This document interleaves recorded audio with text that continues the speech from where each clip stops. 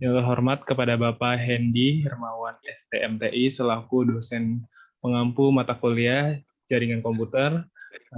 Pada kesempatan kali ini, pembuatan video ini bertujuan untuk menyelesaikan tugas ujian akhir semester pada kali ini. Nah, izinkan saya untuk mewakili teman-teman saya untuk memperkenalkan diri. Perkenalkan, saya Ari Gunawan dan ada rekan saya Anaya Hanifah Elsyaf, Florentina Lalapenta Beru Milala, dan Ria Susanti. Untuk kali ini kami memilih judul untuk proposal adalah upaya peningkatan pengetahuan masyarakat RW 10 pada Perumahan Maharta, Pondok Kacang Timur melalui pelatihan dan edukasi terkait kejahatan siber.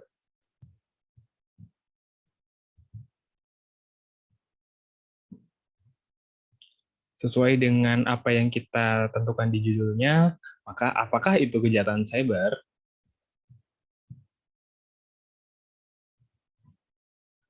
Menurut Prawiro pada tahun 2018, kejahatan cyber adalah salah satu jenis kejahatan yang terjadi di internet menggunakan jaringan komputer dan jaringan internet selaku instrumen sebagai penunjang kejahatannya. Karena pada zaman ini semua masyarakat ini sudah bergantung kepada internet, khususnya untuk penunjang pekerjaan di kehidupan sehari-hari. Nah, dengan adanya internet, mungkin ada beberapa oknum yang menggunakan hal tersebut untuk melakukan kejahatan demi menggeruk keuntungan pribadi. Next slide. Nah, yang dilansir dari berita1.com, sebanyak 138 juta pengguna situs belanja daring menjadi incaran dalam penipuan online.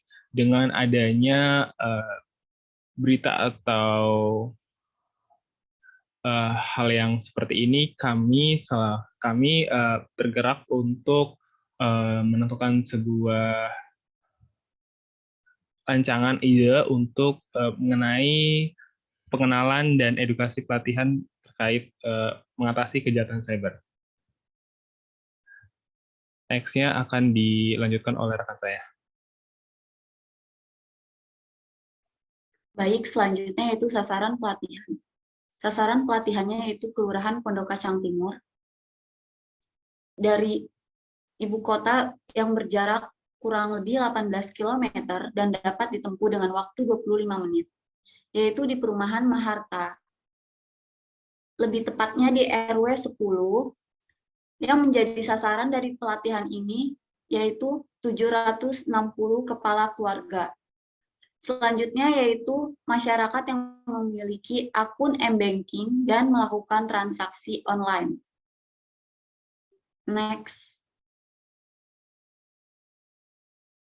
Selanjutnya ada target pelatihan dari kami, yaitu agar masyarakat Maharta dapat memahami mengenai apa saja jenis-jenis kejahatan siber, mengetahui cara mengatasi kejahatan siber, dan terakhir mengetahui cara menjaga keamanan data pribadi.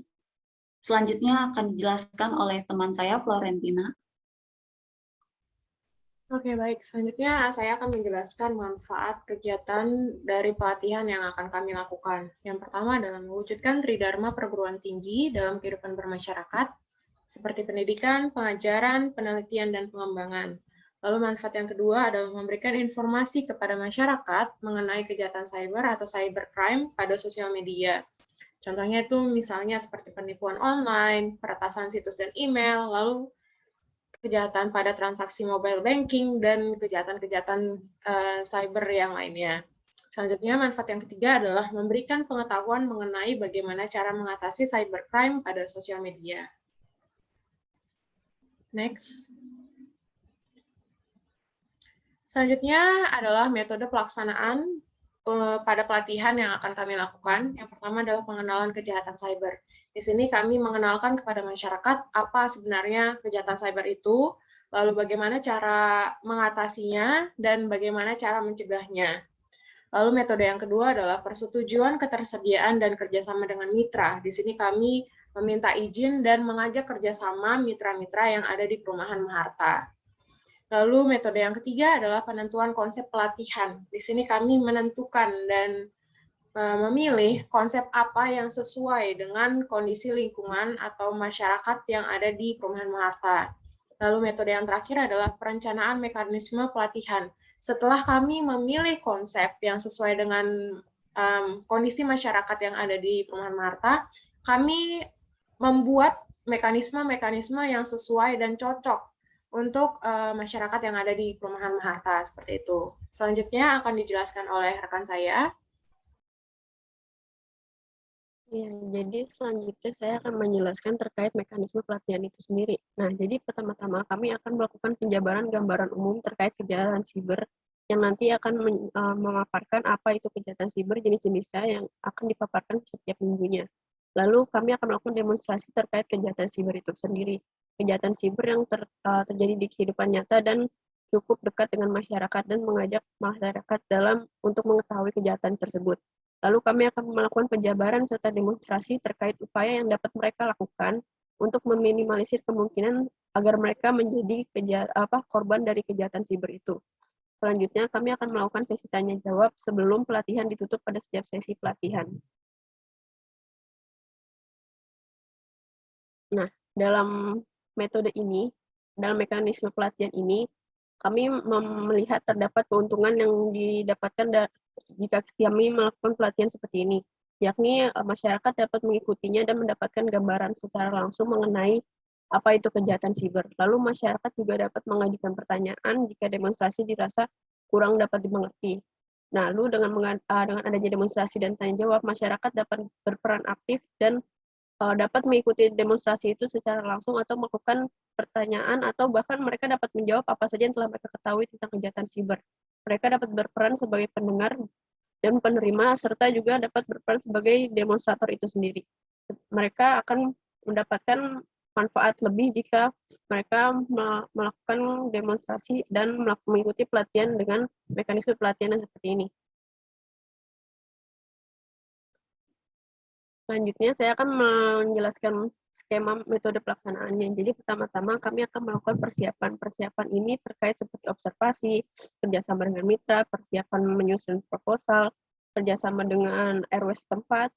Lalu kami akan melakukan pelaksanaan serta evaluasi terkait kejahatan siber itu sendiri, lalu melakukan pelatihannya, demonstrasinya, dan persiapan dalam membuat laporan ketika hal-hal tersebut telah terpenuhi. Setelah pelaksanaan evaluasi selesai dilakukan, maka kami akan langsung membuat laporan hasil dari kegiatan kami. Nah, untuk keterangan lebih lanjutnya dan terkait biaya dan juga jadwal-jadwal yang akan kami laksanakan nantinya akan dijelaskan di dalam proposal yang nanti akan kami lampirkan. Selanjutnya akan saya kembalikan kepada rekan saya, Ari Gunawan. Presentasi kami kali ini semoga yang kita rencanakan dan kami harapkan dapat terwujud. Mohon maaf bila ada kesalahan kata. Sekian dari kami, terima kasih.